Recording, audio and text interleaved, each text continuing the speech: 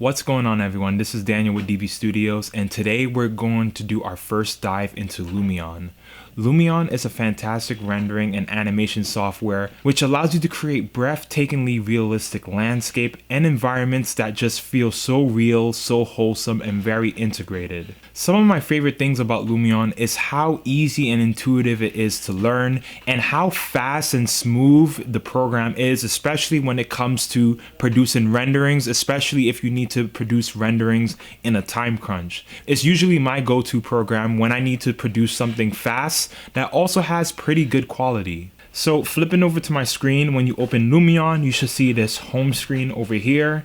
And what we're going to do, we're going to work with an example. You can follow along if it's your first time using the program. You might not have a model prepared in order to learn the program. So what's really nice is that Lumion comes with examples. And by going on one of these examples, we can begin to work on it and you can begin to learn how to use the program through here. So I'm looking at each of these and I feel like probably the best example might be over here, and let's double click on it to open it because it has a pool and it has a lot of things. This example could have worked too, but let's just go with this one. So now we have our environment set up.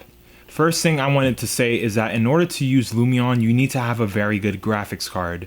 NVIDIA and also things such as GeForce RTX 2080 and RTX 2070 works very well for running a program like Lumion. But another advantage of Lumion is that you can also begin to tweak the settings, how it's appearing on your computer, and use a lower setting in order for it to run more smoothly and just optimize the editing process, or the entourage process, I should say.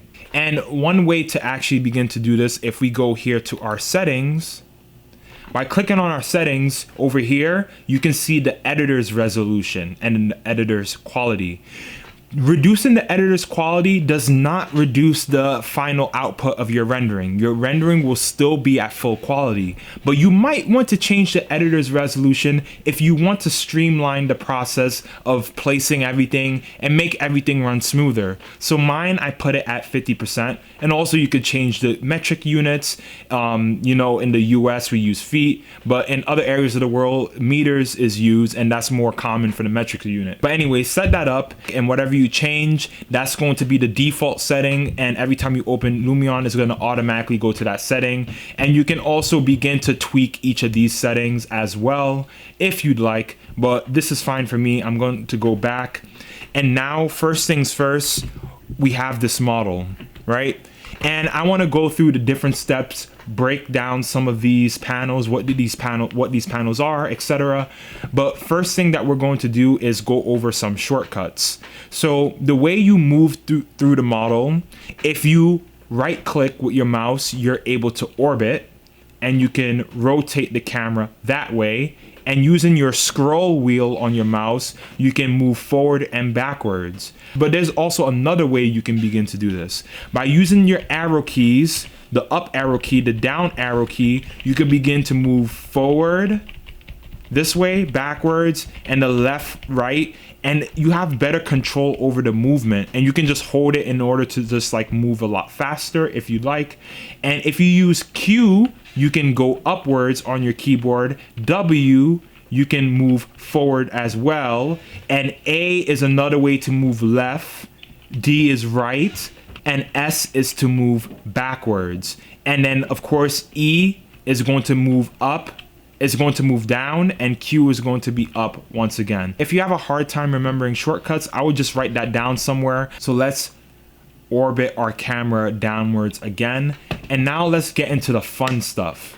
So like many other programs, Lumion works with layers. I want to start off with this first because it's so important before you start placing things everywhere. Layers are very important because you can begin to hide layers, hide information that's on different layers.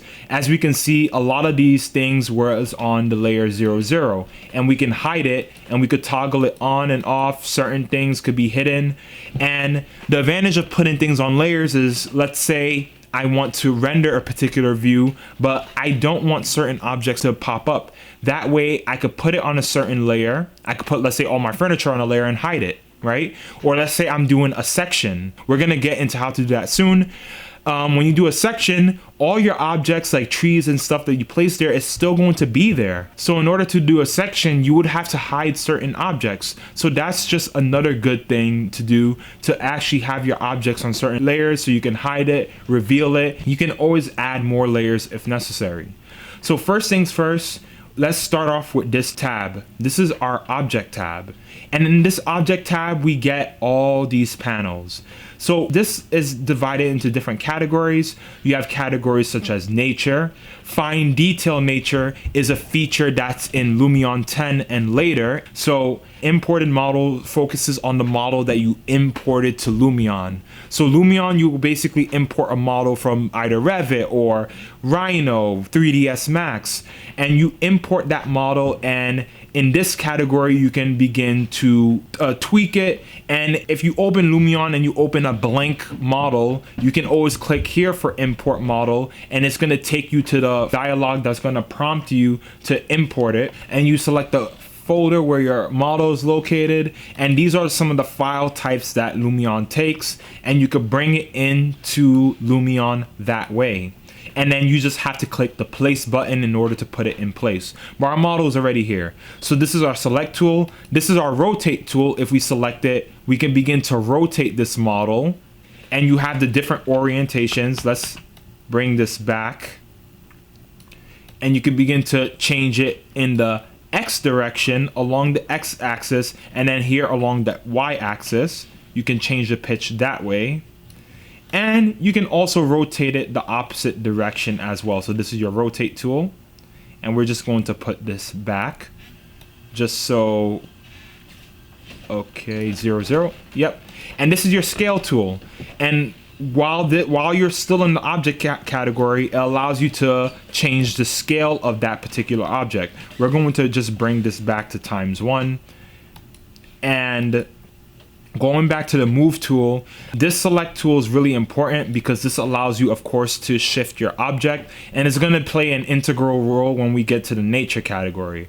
But then this is the free movement. You can move it in the 3D space because this is a 3D modeling space. But then if you only want it to move it up and down, you can go, while under the select tool, you go on the move up tool, and it allows you to only move it vertically up and down. If you want it to move it horizontally, you click here and you can move it across this horizontal axis. You see this red line right there? That's your horizontal axis. This is your vertical axis right here. And last but not least, you can actually just begin to type in the coordinates you want. But if you're not really familiar with this in terms of where your model is in the XYZ plane, I do not really advise doing this. And this, of course, is to undo some of the movements, and this is to deselect all objects that has been imported into your project. So now the next category that we have is nature, and if we double click on it, this library is going to pop up, and it has a variety of different types of trees that we can use for entourage.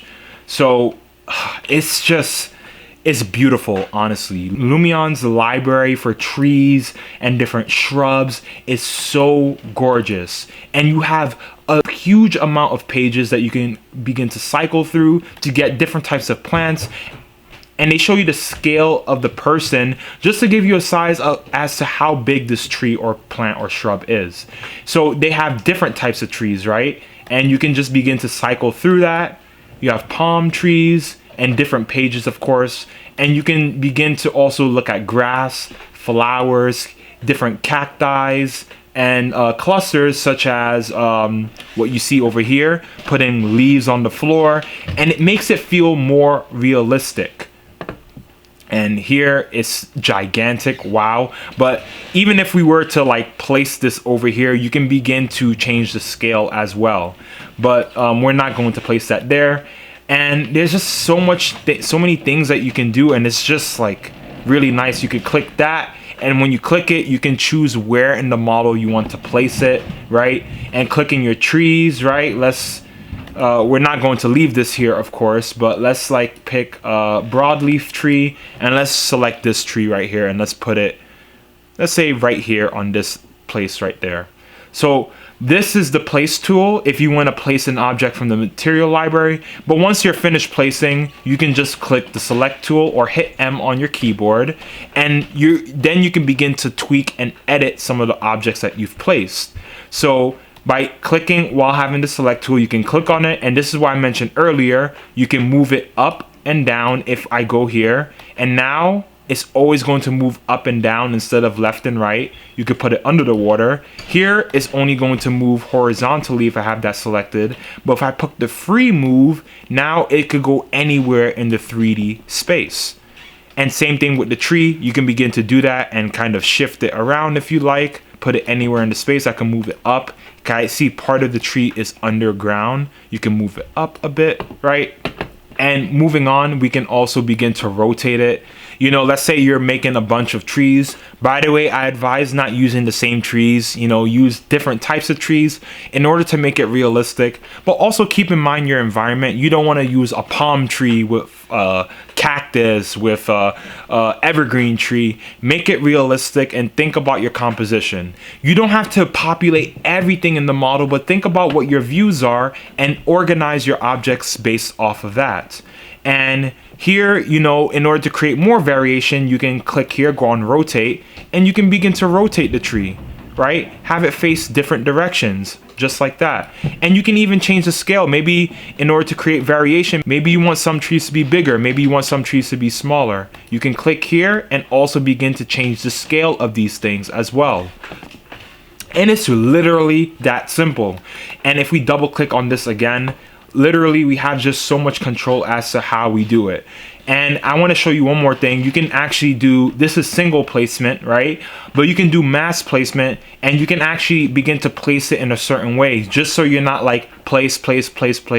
So if I click on mass placement, all I have to do is click on one area and begin to drag it in the direction where I want to mass place it, and it's going to instantly place all of them in that location.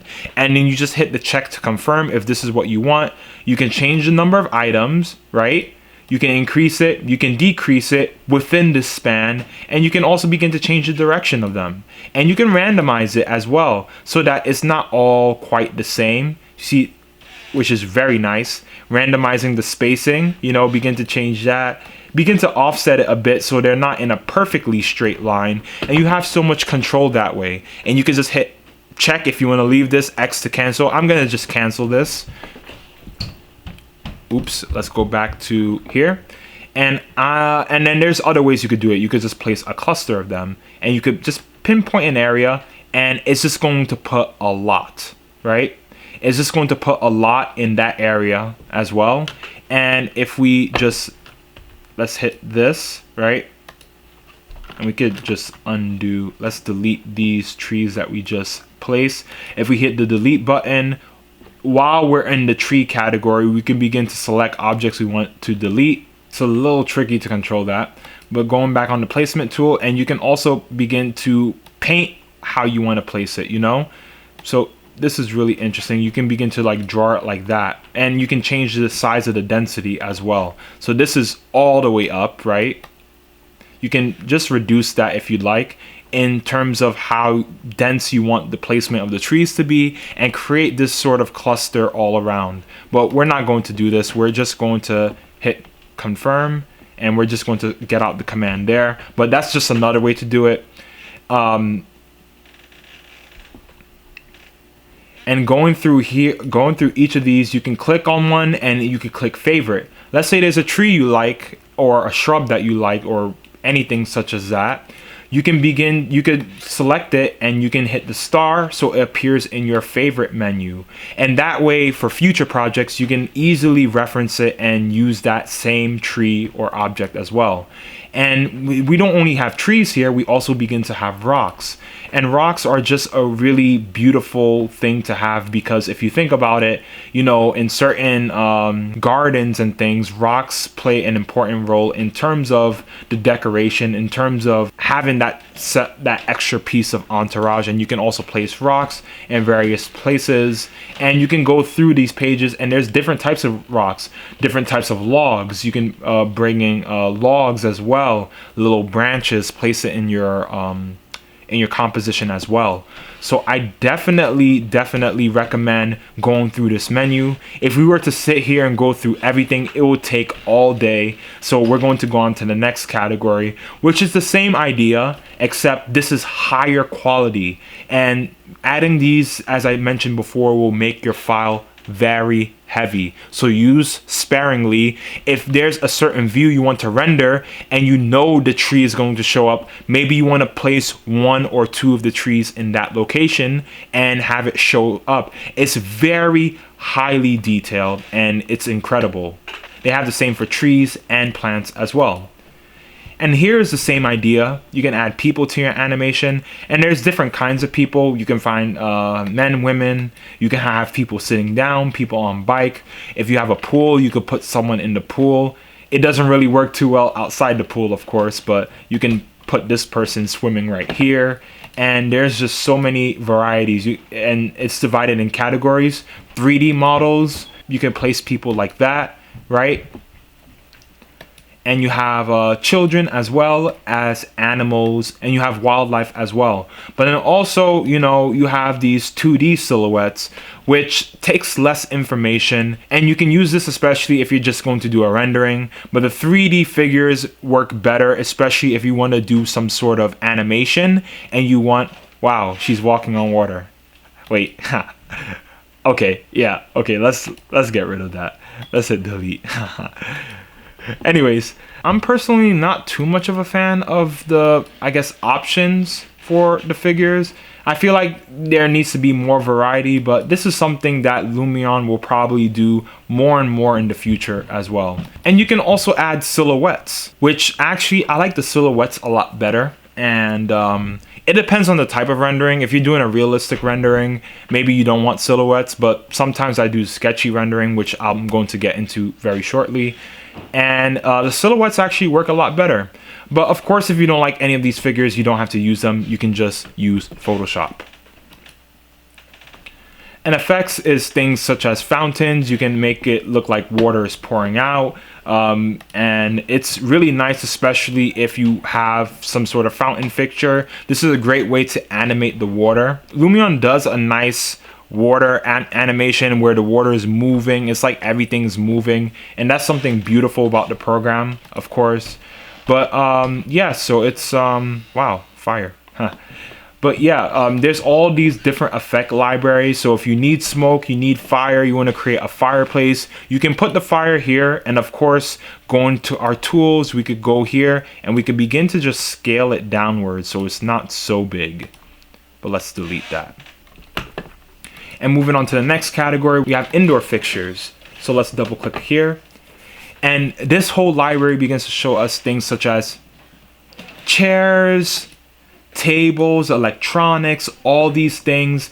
And it's a very generous varieties, and it's pretty good for entourages as well. And you can just go through this and see what's necessary. Yes, there's even food. There's a category for plumbing, category for decoration, storage, and there's many things. And there's also a category dedicated for outdoor fixtures, which is like benches. If you need to have buildings in the background for entourages, this might come in handy, just so it could look like a type of landscape, and so on and so forth. Each of these, there's different categories for nature, for people, all these different entourages. And the way you control it is by using the place button, the select button to move it. And there's different types of selection, different types of placement. And you can rotate these objects, you can scale it, and you can delete the object based on category. But one thing about the delete button, let's say I click delete, I want to delete this person, or let's say this person in the pool. I can't delete this person. The reason I can't delete this person is because I'm not on the category for people. This object is registered under the people category, so I'll have to click on the people category if I want to delete that object. Likewise, I have to click on the tree category if I want to delete these trees. Otherwise, if I click delete and I'm on the wrong category, I will only be able to delete the objects pertaining to that category. So now moving forward, we're going to our next category, which is materials. The material category, the way it works is that you click the objects in which you want to apply a specific material to it.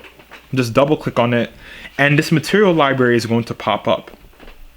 So going to the material library, you can begin to customize the material that you have, right? For example, this is a concrete wall. You can begin to change the scale of the concrete here, reflectivity, how much light is actually bouncing off this concrete, the glossiness, the colorization. You can begin to change the color. You can make it more of a dull gray, like a legit concrete, or you can make it like a white, off-white type of gray. And if we click here, you can begin to offset some of these patterns in the Y direction, in the Z direction. Click here, we can begin to change the orientation of the pattern, the pitch as well for the pattern, the concrete pattern of the material. And going here, we can begin to change the transparency of the material. Here is for other general settings, such as if I want more saturation for the concrete, if I want to oversaturate it, I can begin to do that. Let's say I pick a wild color, I can begin to really saturate that sort of green color and begin to change it here as well. But of course, I'm not going to do that. Let's go back to our white color. And here with the specular tab, this is more so focusing on the lighting as well. And emissive, this is really focusing on materials where it would emit a certain type of light. You may have heard of a material called subscattering, which is on V-Ray, and it's something like that. There are certain materials where it emits a type of light. Think about a lantern hidden behind that little paper sort of material, right? When the light is glowing through it, it's not necessarily transparent, but it emits a certain sort of glow, a certain sort of hue. And this is great for materials that are emissive, just like that. And looking here, this is also to get into a little bit more detail in terms of editing the alpha channels for each of these colors, and also editing the coloring maps as well. But this is not something you might want to do with the materials. Lumion does a really good job of creating really great, I guess, general specs for the material. And even if you don't like this sort of concrete, we could click here and we could go back to the material library and we could browse the material based on category. There's a various category, indoor category, and outdoor category. And this is also divided into submaterial. Bricks for facades, concrete for facades, you have wood for outdoor decking, as well as asphalt and all these different materials. And there are different pages where you can begin to get different variation in the materials. So how do you change a material or apply a new material? Well, while you have the material that you want to change selected, you go to the material library and you select the new material that you want to use. Let's go to this brick right here. So if we take a look at it right now, this material has been changed to brick, and we can further customize the material by double clicking on it right here. And that's how we get into that property tab where we could begin to change the colorization of the bricks. You can begin to change the glossiness, how much light is being reflected off the bricks, etc., etc. And let's go in, and going back, it's the same thing for other categories. You can go back and make this that concrete material. Let's make this concrete again. And you can begin to tweak it from here. You can change the colorization of material, make it that white concrete again. And this is the same principle that you follow for each category. But there's something really interesting I want to show you about the various material. So you see here, this water right here, this falls under the various material category. And if we click here, we can even begin to change that. So there are different types of materials that you can even apply by default, such as color. You can add materials to certain objects, like specific type of glass material, and even things for your landscape. So this water category begins to show you this type of water that we have here. So by going on this category, we can begin to change the material for the water and apply different types of water as well, which is just beautiful. And you can create ocean type of water, which has a bit more turbulence to the wave. The wave is a bigger size, and you can also change the size of the wave. You can make the wave huge or something. You can make the waves very small, very subtle, and all the control Lumion gives you over the waves and the different scale of the light reflectivity and how much foam is in the water is beautiful, and I absolutely recommend it. And there's just so many types you can apply, and you can go further and tweak the settings. You could change the color, how transparent the water is. And another cool material is grass in this category. So let's orbit by right clicking, and let's go to this area right here. So let's change this material right here. So let's click here, and this is wet asphalt, but let's go here and let's make it a grass material. And this is absolutely cool. I need to show you this. So the 3D grass has many different categories, and what's really nice about the 3D grass is that you could get different looks. You could get that look where it looked like you mowed your lawn, checkerboard, or wild grass, which is very interesting. And if we double click on it, you can even change the scale of the grass blades. Check this out. Like, it's incredible. Now this looks like some sort of lush garden. You could change the length of the grass as well. You can make the grass blades taller. You can change the scale of the mapping so that is it more frequent, less frequent. You can make the edge of the grass a little bit more curly, the roughness. You can even begin to cut the grass a bit to trim it in such a way. And the gravity force also affects like how straight is the grass blade standing. Is it leaning more because of the gravity? As you can see here, if we look at, let's kind of look at the blades over here in this corner. Let's orbit here and let's look. If you look at the gravity force, you see it bends, and now it stands up straight because I reduced the gravity force. And the bending force is similar, right? Except it's kind of bending it in like different directions in that case. And then going here, you can begin to edit the material. And this is the same for each material category. You can begin to even load different materials. Let's say you have your own custom material that you want to use. You can load it, and then you can save the material. Don't save over this, but save it with a different name, of course. And go into the RGB colors. You can even begin to change the color of the grass, which is really, really, really nice. You know, you can even get that sort of like fall color, make it that sort of color as well. So there's so many things you can do. And we can even change this material, for example, to this rocky material. If we go back to this category and let's click this marble, right? So we have this marble and the scale is gigantic. Let's begin to change the scale. Let's reduce it. Maybe somewhere around here. You can have this marble material, and there's just so many things you can do. So this is more of the miscellaneous categories for outdoor materials, different type of wood, age materials where things are rusting. You can get that sort of effect as well. This looks a lot like Corten steel, and it's just absolutely gorgeous in my opinion. And once you make all the changes that you wish to make for the materials, you have to hit the check button, right? Otherwise it's not going to save. But I'm just going to hit cancel because I don't necessarily need any of these things to be saved. It was just for demonstration purposes. So I'm going to hit X and cancel some of the changes that we made. And that's basically the gist. And even if we go here and go more to the indoor spaces, we can begin to do the same thing. Change the materials, whether you're using an indoor material or something. You can begin to change the material, change the scale of the material. All you have to do is select it and edit it from there. You could double click to go back to the material library and then browse through these different categories. So when importing your model into Lumion, you have to make sure each of the materials that you want to be different is on different layers, because Lumion reads everything by layers. So if you have all your walls, your furniture, your floor, everything on one layer, when you go to the material category and you try to click on the material, it's going to read everything as one material. So make sure you have everything on different layers in order to create that distinction. So going here to this category, now we have landscapes. And let's go outdoor to demonstrate what this is like. So let's move outside.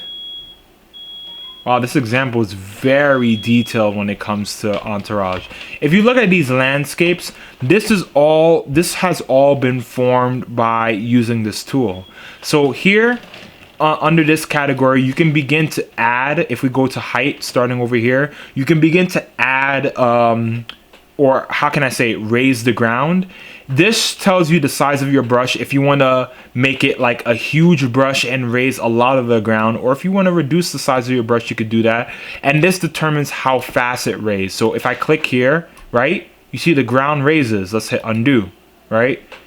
But if I reduce the brush speed and increase the size, for example, it's going to be bigger, but it's going to come up a lot slower. So this allows you to begin to change the landscape, and you can begin to create various elevations. You know, let's say you want this to be like this big hill. You can create hills seamlessly with just the click of this button, and it's absolutely incredible. You can even load your own custom landscapes as well. And the inverse of that is that you can begin to actually carve into the landscapes as well. So if we go here to the lower area, you can lower this area. You can create like a small little valley, and look, you could begin to see the rocks here. And as we create this valley, what's really impressive is that, let me go here quickly. You can click here, click this area. You can click here, right? Click on ocean, click ocean on. You can literally add water everywhere, which is just like, it's just like incredible. You know, we're gonna turn that off, of course. And you can even begin to fill this area with water as well. If you click here and you go on, let's choose the water type. Say we want something like this, right? And we want it to span, let's say in this direction. You can add like water to like this lower area over here. And we can like stretch it, and now it looks like you have this small little river within this area right here. So literally manipulating the landscape is absolutely it's so easy. It's very intuitive, and you can even begin to paint the landscape. Painting the landscape meaning you can change the quality of the landscape. Like this is this type of grass you see over here where it's like dried up grass. You can change it and you can make it lush grass if you want. You could paint this area as lush grass, and you can click here to choose the type of landscape that you want. If we hold, right, single click, you can get a snowy landscape, this kind of farm-like land. You can get different types of landscape, select what you want as a preset, and you can just begin to paint away just like that. And we could paint some more, make this look like that. And of course, same principles, brush size, the speed, how fast is it being painted, and tile size. What tile size is the repetition in the patterns. Because if you look at this is an image, right?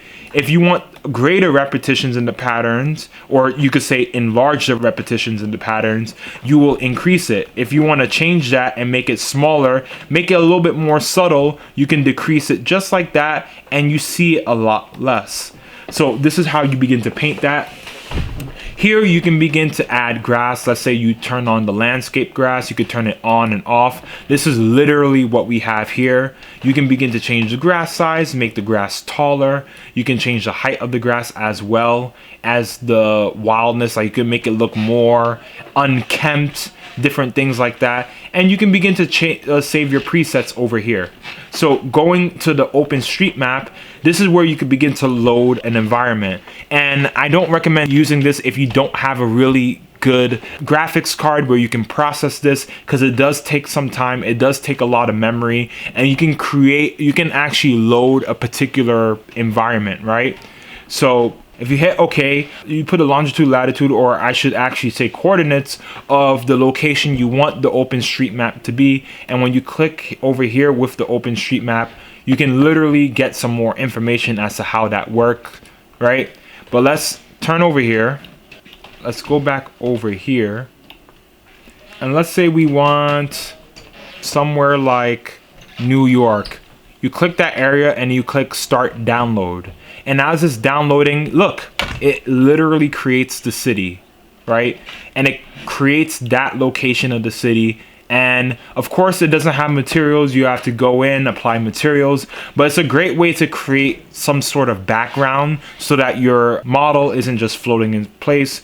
Of course, we're going to turn this off. We don't need any of that for this tutorial, but these are some of the tools you have here, and it's just beautiful with Lumion.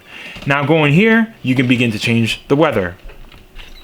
So if you want realistic skies, you can begin to tweak it that way. Just single click here and you can begin to change the type of skies that you have. You can make it more wispy, a little bit more overcast as well, right? We could select it, maybe a more clear sky. You could change the height of the sun, right? Sunrise, sunset, right? And you can also change the position of the sun as well, whether it's closer to a sunset, and change the height of it. You could also manually begin to increase or decrease the cloud amount, or even how bright the sunlight is. So you have so much control literally with these few panels. So now that you're familiar with how to organize these panels, how to set up your models, your entourage, the next thing to really go over is these panels over here. So here is where you save your file. You click here for files, and when you're working with your project, you could load new project, or you could save your work as well, do a save as. This is your build area. This is literally where everything is being modeled. And ooh, how did this get up here? So this is literally where everything is being modeled, and here's where you can begin to create animations. This is the movie strip panel. So if you want to have the model walk through here, go through here, go through here, you can actually literally create that effect where you're panning the camera and having your animation go through your project just like that. Or you can even customize it. You know, you can add other snapshots if you want your animation to run in a different direction. And this is one way to do an animation, but there are other ways as well, which we will get into shortly. Going back to our build space, if let's say we go on this view, let's say we want this to be our view for our rendering. We go to the photo button and click the snapshot in order to create a snapshot of the particular view we want. You can actually only save 20 photos at a time, and if you go down here, you can have a second set over here. And from here, you can begin to take your snapshots, right? Let's say I took a snapshot of this view. I go here on store camera. Now I have this view saved over here. But now in each of these areas, you have different views. This is saved in the example. You should be able to see this. And over here, if we go here, we can be able to tweak some of the styles and some of the settings of each of these views. Let's use the snapshot that we just took as an example. So this is the custom style, right? And if you were to hit rendering, it might look decent, but there's a lot of work we can do in terms of making this look hyper realistic.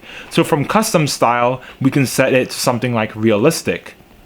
And realistic, it starts to change the setting for the materials, and here you can begin to tweak the different settings of your photo, and you can even change the type of skies that you have. Here you can also change the brightness of the sky, the heading. You can begin to change the position of the sky as well. You can literally flip it in the opposite direction. And going back here, you know, you can add more effects. You can even begin to add objects to your photo if you want. If you want to add more water, you want to add autumn colors, you can do that. You can also click on FX and add multiple effects. You can also begin to change the type of image you have. You can make this more of a sketch image, which is really nice. So you can apply all these effects to your rendering and create different types of outputs, which could make for a really, really beautiful and interesting project. And of course, if there's FX you don't want, just double click this twice in order to delete it. We're going to also delete this outline effect. We're gonna stick with the realistic ones for this tutorial. And going back to weather, we can even begin to make it rain. You know, we can add precipitation. You can transition this precipitation with this slider from rain to snow. How incredible is that? Literally with the pull of a slider. And let's see how this looks. So hey, we could leave this as snow. You can even begin changing the particle size, the quantity of how much is snowing, how much you want it to be blocked by plants. You can even add fog for your weather. How incredible is that? So that this mountainous landscape is blocked off in the background. And you can begin to also tweak the exposure. If you feel like it's a little underexposed, for example, if you're doing an interior rendering, you could change the exposure, do color correction. And this tutorial won't be so much as to techniques for editing your photo, but just introducing like these different tools that you can use in order to affect your rendering. And you may look at it like, wow, okay, this is how my rendering is going to be. Doesn't look that realistic. But now, in order to render, we click here, render. And you can begin to change the size of the render. So because this is an example, I'm going to just stick to desktop. And now take a look. You can see the individual blades of the tree. You can see the snow pattern on the ground. This leaf thing is a little high. We'll just have to change the height of that, of course. But look at that. The individual blades have snow, and look, 13 seconds, and it renders through a series of passes. So there's like phase 1, you have this part of the photo. Phase 2, this effects over it. Phase 3, this object over it. This other effects over it. And literally just like that, in seconds, you have a beautiful rendering, and it only took 37 seconds. With other programs, this could probably take an hour, 2 hours, 3 hours, you know?